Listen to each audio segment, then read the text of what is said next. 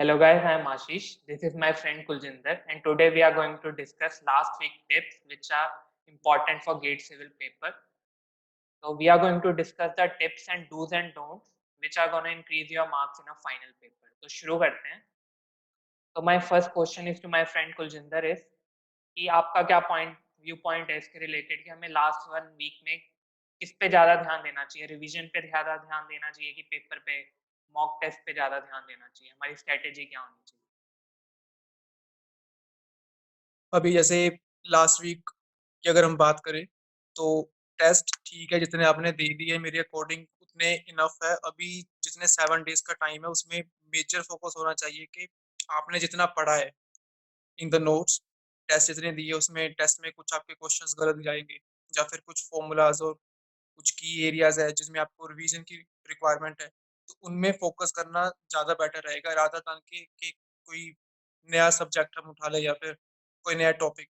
क्योंकि mostly even I have been guilty of this trap. होता है कि 80 और 90% हमारा सिलेबस खत्म हो जाता है, then we are in greed कि अगर 10 या 15% बचा हुआ है, अभी भी 7 डेज है या 5 डेज है, तो वी शुड कवर इट। उसके बजाय जो हमारा पिछला 80 और 90% पड़ा हुआ हो तो उस पर ध्यान नहीं जाता, तो वो चीज़ें हैम्पर कर जाती है। तो बेटर है जितना पड़ा हुआ है उसको रिवीजन पे मोस्टली फोकस होना चाहिए। यानी कि इस टाइम पे जो भी हमने पढ़ा हुआ है इस टाइम पे, तो हमारी स्ट्रेटेजी वो रहनी चाहिए कि जो पढ़ा उसमें से हमारा कोई क्वेश्चन गलत नहीं होना चाहिए, रेदर देन किसी न्यू टॉपिक पे फोकस करने से। और जो पुराना पढ़ा उसको ही वही ना, अच्छी मतलब तरह रिवाइज करके स्ट्रॉन्ग करने की जरूरत है, ताकि जो ऑलरेडी हम पढ़ चुके हैं उससे हमारे क्वेश्चन गलत ना हो, हमारी एक्यूरेसी निकल के आए। वही। Plus you can even imagine कि आपका एग्जाम हो गया है और जितना भी आपने, नॉट इवन 80-90%, हर किसी का अलग अलग कवरेज होती है। 50% भी हुआ है, 40% भी हुआ है, जितना भी हुआ है, जितना पढ़ा हुआ है अगर उसमें से कोई क्वेश्चंस आते हैं और कोई सिली मिस्टेक्स नहीं हो रही, कोई कैलकुलेशन मिस्टेक नहीं हुई, जितना पढ़ा है उतना हमने अटेम्प्ट कर भी दिया, तो you will be having a good feeling after the examination कि मैंने जितना पढ़ा था मैं उतना अटेम्प्ट कर पाया। कई बार होता है कि कोई मिस्टेक हो जाती है या फिर हम रिवाइज नहीं कर पाते, हम उस वक्त रिमाइंड नहीं कर पाते फॉर्मूलाज, तो वो थोड़ा और एक नेगेटिव फीलिंग्स ही लेके आता है कि पढ़ा था लेकिन हुआ नहीं। तो उस चीज से बचने के लिए तो रिवीजन इज बेस्ट वे। ठीक है ना। अब कई बच्चे होते हैं कि जो काफी मॉक टेस्ट दे भी लेते हैं, मतलब 8-10 मॉक टेस्ट दे देते हैं डिफरेंट इंस्टीट्यूशन के, बट स्टिल वो, मतलब उनको एक तो कॉन्फिडेंस नहीं आता, एक सेकंड काफी लो स्कोर कर रहे होते हैं, तो वो मतलब गिव अप कर देते हैं एक तरीके से कि हमारा नहीं होएगा अगर लो स्कोर्स आते हैं। तो ऐसे बच्चों के लिए आप क्या कहेंगे?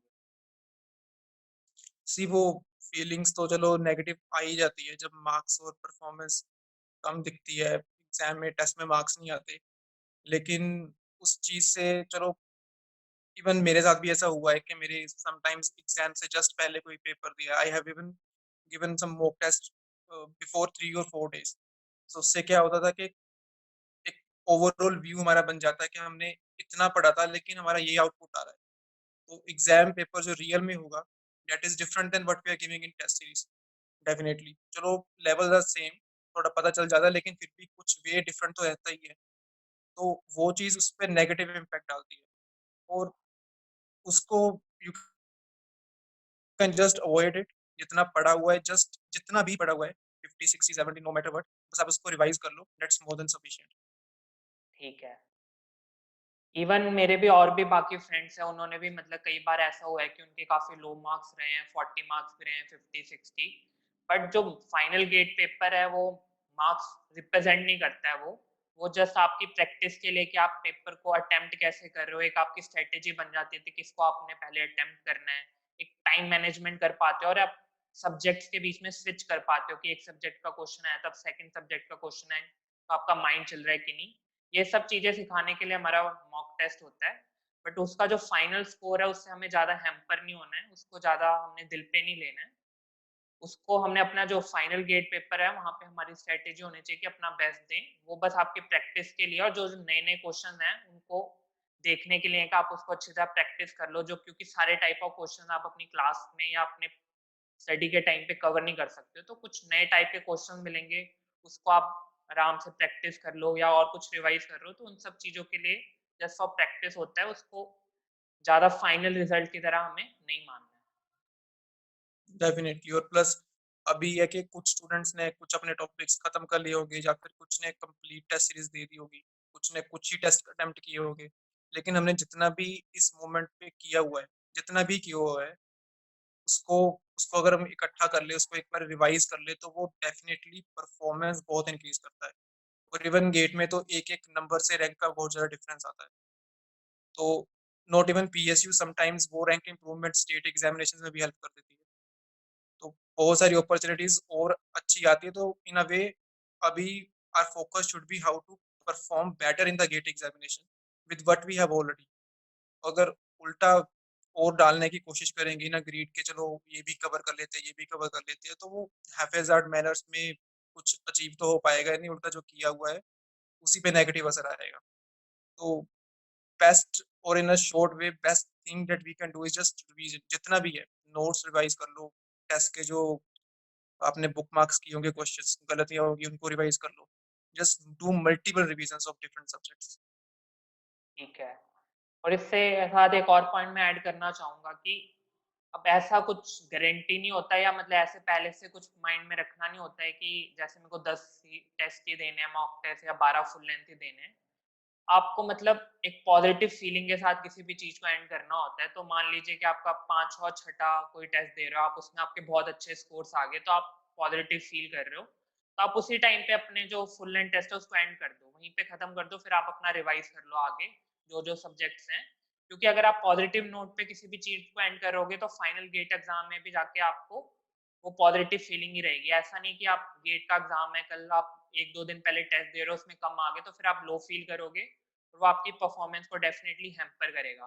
तो ऐसा कोई भी नंबर ऑफ टेस्ट जहाँ पे आपने काफ़ी अच्छा स्कोर किया, सैटिस्फैक्टरी परफॉर्म किया है, तो वहाँ पे आपको एंड कर देना। उसके आगे आपको ज़्यादा टेस्ट देने की कोई ज़रूरत नहीं है। अगर मन भी है तो उसको टेस्ट को खोल लो, एंड कर दो, फिर क्वेश्चन देख लो कोई आपको नए लग रहे हैं तो उसके बाद as a full length practice करने की ज़रूरत नहीं है। आप पॉजिटिव नोट पे एंड करोगे तो आपकी परफॉर्मेंस है वो डेफिनेटली काफ़ी अच्छी रहेगी।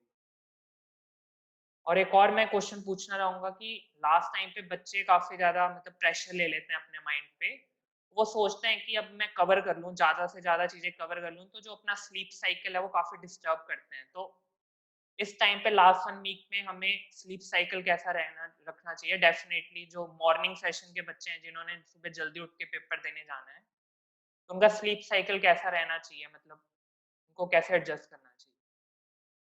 सी वही, इसमें तो लाइक स्टूडेंट पे डिपेंड करता है कि स्टूडेंट इवर वो अर्ली बर्ड, जैसे सुबह पढ़ते हैं, सुबह पढ़ने वाले बच्चे होते हैं कुछ, और कुछ रात को भी पढ़ते हैं, एंड देन सडनली फिर एग्जाम का टाइमिंग आता है। Those are studying late in the night, उनका अगर सुबह मॉर्निंग में टाइम आ जाए तो चीज़ों में डिफिकल्टी आती है। तो एग्जाम के टाइम को ध्यान में रखते हुए अगर आपका सुबह टाइम है, एंड अगर आप पहले ही जल्दी सो जाते हो तो आपके लिए अच्छा ही है, you're in a positive point. But अगर आप लेट सोते हो तो अभी ग्रेजुअली इट्स टाइम कि आप अपने स्लीप साइकिल पे भी ध्यान दो।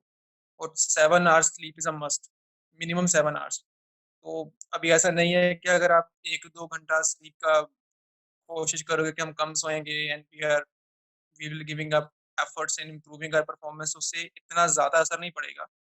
तो अगर आपका सुबह टाइम है, यू कैन नाउ जल्दी जल्दी आप जैसे 12 बजे सो लिए रात को, या फिर नेक्स्ट डे 11:30 11, तो आप एक बार शिफ्ट करना स्टार्ट कर दो, तो वो ठीक रहेगा। rather than कि सडनली आप जा रहे हो बस देने, तो वहाँ पे आप स्लीपी सा फील कर रहे हो और आप परफॉर्मेंस पे हैम्पर हो रहा है। तो स्लीप का भी आपको ध्यान रखना है, आपका टाइमिंग आप एडजस्ट कर लो अकॉर्डिंगली। बेसिकली यानी जो भी आपका पेपर का टाइम है, गेट पेपर का टाइम है, उस टाइम पे आपका जो माइंड है वो एक्टिव रहना चाहिए। तो उस अकॉर्डिंग हमें अपना स्लीप साइकिल रखना है कि उस टाइम पे जो भी जैसे 9 से 12 पेपर है या 2 से 5 है, तो उस टाइम पे जो हमारा माइंड है वो चले, उस टाइम पे हमारा माइंड एक्टिव होना चाहिए। तो उस अकॉर्डिंग हम अपने स्लीप को अरेंज कर सकते हैं, राइट? नेक्स्ट क्वेश्चन है मेरा कि कई लोग हैं, कई बच्चे हैं जो पहले से प्री कंसीव नोशन लेके जाते हैं पेपर में कि मुझे 65 क्वेश्चन अटेम्प्ट करने हैं या 62 करने हैं या इतनी मार्क्स रेंज में ही मेरे को मार्क्स चाहिए। तो ऐसे बच्चों के लिए आप क्या कहना चाहेंगे? मतलब ये ऐसे माइंड पे पहले से प्रेशर लेके जाना सही रहेगा पेपर से पहले? मोस्टली इसका आंसर तो डेफिनेटली आपको नेगेटिव ही देगा, मोस्ट मोस्ट ज़्यादा से ज़्यादा। होता क्या है कि समटाइम्स वी हैव स्टडीड। कई बार हम अपनी परफॉर्मेंस को ओवररेटेड या फिर अंडररेटेड कर लेते हैं। तो अगर आप एक प्री कंसीव्ड नोशन लेके एग्जामिनेशन हॉल में एंटर कर रहे हो कि मुझे इतने अटेम्प्ट करने हैं, इतने मेरे सही होने चाहिए, इतने मेरे मार्क्स आ जाए, तो you are putting yourself in a constraint. तो rather than being in that position, आप एक फ्री वे में जैसा भी आ रहा है उस वक्त उस स्क्रीन पे जो क्वेश्चन आ रहा है आप उसके अपने फुल एफर्ट्स डाल के जितना भी किया हुआ है कोशिश कीजिए। तो अगर कोई क्वेश्चन नहीं भी हो रहा है, समटाइम्स क्वेश्चंस आर टफ और कोई फॉर्मूला में याद नहीं आ रहा, तो उस पे इतना ज़्यादा टाइम भी वेस्ट मत कीजिए, क्योंकि हम we can navigate to and fro in those questions. तो that's the plus point in GATE. तो जस्ट गिव, जैसे क्वेश्चन आता है read it, if you can do it complete it. अगर नहीं होता है तो आपके पास नोटबुक है या फिर जिस पे हम रफ पे जो सोल्व करते हैं, तो कई बार हमें फॉर्मूला पता होता है कि ये है बट इसकी ये वाली टर्म नहीं याद आ रही, just write it down over there and move on to the next question. तो आप ऐसे पूरा पेपर अटेम्प्ट कीजिए और फिर अगर टाइम बचेगा तो आप वापस आ जाइए।